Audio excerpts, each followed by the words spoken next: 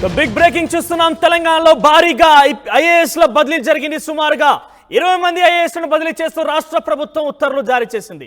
ఇక సుమారుగా 20 జిల్లా కలెక్టర్లు మారారు. ఖమ్మం జిల్లా కలెక్టర్గా ముజామిల్ ఖాన్, నాగర్ కర్నూలు కలెక్టర్గా బదావత్ సంతోష్, రాజన్న సిరిసిల్ల కలెక్టర్గా సందీప్ కుమార్ ఝా, కరీంనగర్ కలెక్టర్గా అనురాగ్ జయంతి, కామారెడ్డి కలెక్టర్గా ఆశీష్ సంగ్వాన్, భద్రాద్రి కలెక్టర్గా జితేష్ వి పాటిల్, భూపాలపల్లి జిల్లా కలెక్టర్గా రాహుల్ శర్మ, నారాయణపేట కలెక్టర్గా సిక్తా పట్నాయక్, పెద్దపల్లి కలెక్టర్గా కోయ శ్రీహర్ష, హన్మకొండ కలెక్టర్గా ప్రావీణ్య, మంచిర్యాల కలెక్టర్గా కుమార్ దీపక్, వికారాబాద్ కలెక్టర్గా ప్రదీప్ జైన్, నల్గొండ కలెక్టర్గా నారాయణ రెడ్డి, వనపర్తి కలెక్టర్గా ఆదర్శ్ సురభి, సూర్యాపేట కలెక్టర్గా తేజాస్, నందలాల్ పవర్, వరంగల్ జిల్లా కలెక్టర్గా సత్య శారదాదేవి, ఇక ములుగు కలెక్టర్గా టిఎస్ దివాకర, నిర్మల్ కలెక్టర్గా అభిలాష్ అభినవ్. సో ఓవరాల్గా 20 మంది కలెక్టర్ ఒక్కసారిగా బదిలీ అవ్వడం అందరికీ కూడా చర్చనీయాంశం అవుతున్న పరిస్థితి. సో గతంలో ప్రభుత్వం మారిన తర్వాత చాలా మంది అధికారుల్లో కూడా అంటే ఏకంగా సెక్రటరియట్లోని ఉన్నటువంటి రహస్య సమావేశాలను కూడా బయటికి విడుదల చేస్తున్నారు. గత ప్రభుత్వంతో అంటకాగిన అధికారులని కలెక్టర్లను కూడా బదిలీ చేస్తాం, వాళ్ళలో కొంత ప్రక్షాళన ఉంటుందంటూ కూడా రేవంత్ రెడ్డి సర్కార్ మొదట్లో చెప్పింది. కానీ ఉన్న పలంగా ఒక్కసారిగా పార్లమెంట్ ఎన్నికలు రావడం వెంటనే జరిగిపోయిన తర్వాత కొంత అనూహ్యంగా ఆచితూచి అడిగేసినట్టు కనబడుతోంది. ఒక్కసారిగా 20 జిల్లాల కలెక్టర్లు మార్పులు చేర్పులు జరిపింది. సో అంతా కూడా ఒక చర్చనీయాంశం అవుతున్న పరిస్థితి. మాట్లాడదాం. ఇదే అంశానికి సంబంధించిన ప్రతినిధి మధు లైవ్ ద్వారా జాయిన్ అవుతున్నారు. ఎస్ మధు, సో 20 మంది ఐఏఎస్ అధికారులని ఒక్కసారిగా మార్చడం సో కొంత చర్చనీయాంశం అవుతోంది. గత ప్రభుత్వంలో అంటగాగిన వ్యక్తుల్ని కలెక్టర్లందరూ కూడా మారుస్తాం, ప్రక్షాళన చేస్తామని చెప్పి మొదట్లో రేవంత్ రెడ్డి సర్కార్ చెప్పింది. కానీ కొన్ని ఎన్నికల నేపథ్యంలో అటు ఇటుగా ఆచితూచి అడిగేసిన పరిస్థితి. సో ఒక్కసారిగా 20 మంది కలెక్టర్ల మార్పుల విషయంలో ప్రభుత్వం ఎటువంటి ప్రణాళిక రూపొందించి ఉంటుంది, ప్రభుత్వం యొక్క ఆలోచన ఏంటని మనం అనుకోవాలి?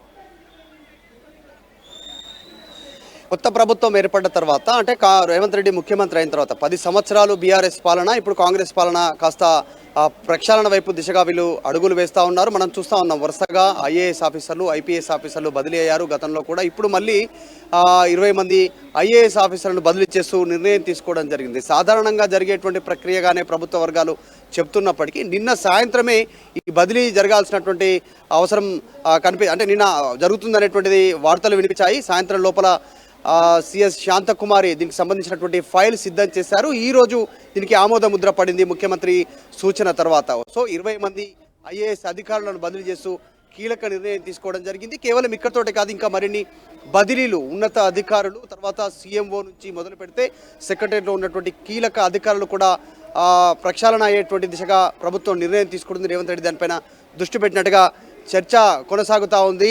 గతంలోనే మనం చూసాం కొన్ని బదిలీలు జరిగాయి. ఇప్పుడు ఈ జరిగినటువంటి 20 బదిలీల్లో ఖమ్మం కలెక్టర్గా ముజామిల్ ఖాన్ను బదిలీ చేస్తూ నిర్ణయం తీసుకోవడం జరిగింది. నాగర్ కర్నూలు కలెక్టర్గా బదావత్ సంతోష్ని బదిలీ చేయడం జరిగింది. రాజన్న సిరిసిల్ల కలెక్టర్గా సందీప్ కుమార్ ఝా నిర్ణయం తీసుకోవడం జరిగింది. కరీంనగర్ కలెక్టర్గా అనురాగ్ జయంతి పేరును, అలాగే కామారెడ్డి కలెక్టర్గా ఆశీష్ సంగ్వాన్, భద్రాద్రి కలెక్టర్గా జితేష్ వి పాటిల్, భూపాలపల్లి కలెక్టర్గా రాహుల్ శర్మ, అలాగే నారాయణపేట కలెక్టర్గా సిక్తా పట్నాయక్, పెద్దపల్లి కలెక్టర్గా కోయ శ్రీహర్ష, హన్మకొండ కలెక్టర్గా ప్రావీణ్య, మంచిర్యాల కలెక్టర్గా కుమార్ దీపక్, వికారాబాద్ కలెక్టర్గా ప్రదీప్ జైన్, అలాగే నల్గొండ కలెక్టర్గా నారాయణ రెడ్డి, వనపర్తి కలెక్టర్గా ఆదర్శ్ సురభి, సూర్యాపేట కలెక్టర్గా తేజాస్ నందలాల్ పవార్, వరంగల్ కలెక్టర్గా సత్య శారదాదేవి, ములుగు కలెక్టర్గా టిఎస్ దివాకర, నిర్మల్ కలెక్టర్గా అఖిలేష్ అభినవ్ తీసుకుంటూ సిఎస్ శాంతకుమారి దీనికి సంబంధించినటువంటి ప్రకటన జారీ చేశారు.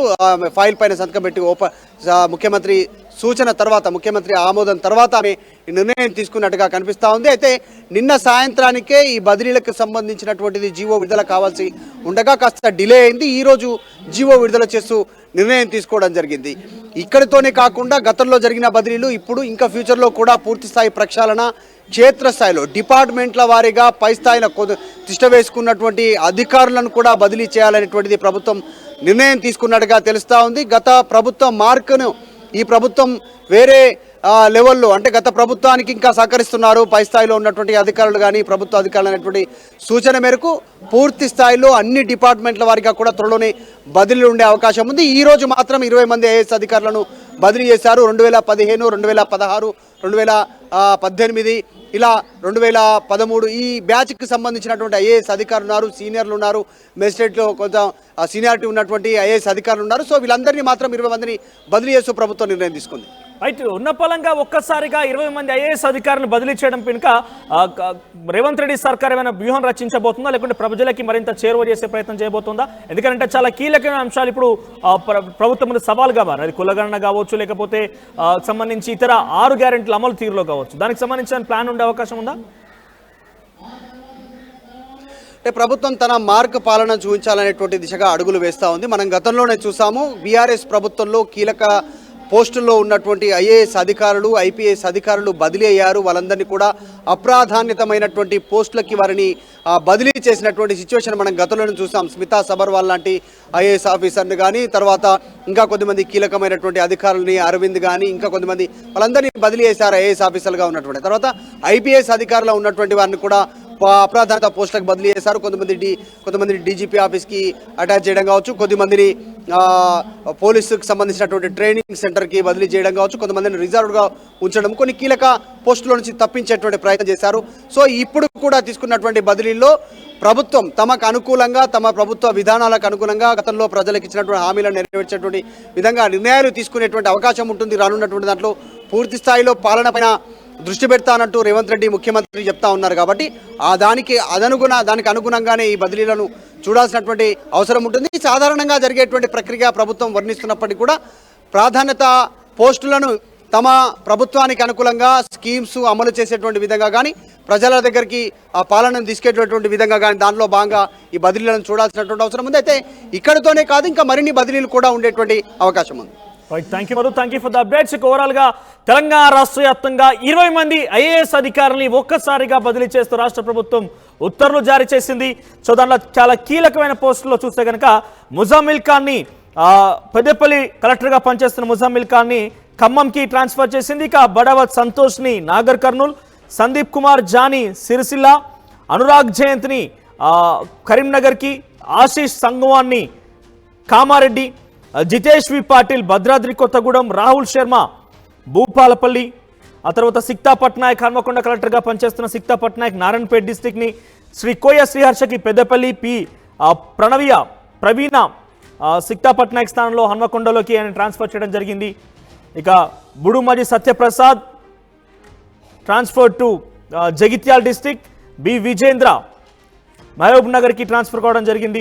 సో చాలా కీలక మార్పులు అని చెప్పాలి. సుమారుగా 20 మంది కలెక్టర్ని ఒక్కసారిగా మార్చడం అనేది చర్చనీయాంశం అవుతుంది. సాధారణ ట్రాన్స్ఫర్ బదిలీలకు సంబంధించిన ప్రక్రియ అయినప్పటికీ కూడా రాష్ట్ర ప్రభుత్వానికి కొంత సవాలని చెప్పాలి. ఎందుకంటే వాళ్ళు తీసుకున్న నిర్ణయాల మేర వాళ్ళు గుడ్ గవర్నెన్స్ పేరిట కావచ్చు, 6 గ్యారెంటీల పేరిట కావచ్చు ముందుకు వెళ్తున్న నేపథ్యంలో వాటిని అమలు చేయాల్సినటువంటి బాధ్యత, ప్రక్రియ కూడా కలెక్టర్ మీద చాలా బృహత్తర కార్యక్రమం అని చెప్పాలి. వారంటే కూడా కలెక్టర్లకి యంగ్ టీమ్తో పాటుగా డైనమిక్ సిన్సియర్ ఆఫీసర్ని వాళ్ళు అలర్ట్ చేస్తే కనుక కొంత ప్రభుత్వానికి మచ్చ లేకుండా ముందుకు కొనసాగే అవకాశం ఉంది. కాబట్టి అందులో భాగంగానే రేవంత్ రెడ్డి సర్కార్ అనూహ్యమైన నిర్ణయం తీసుకున్నట్టుగా తెలుస్తోంది.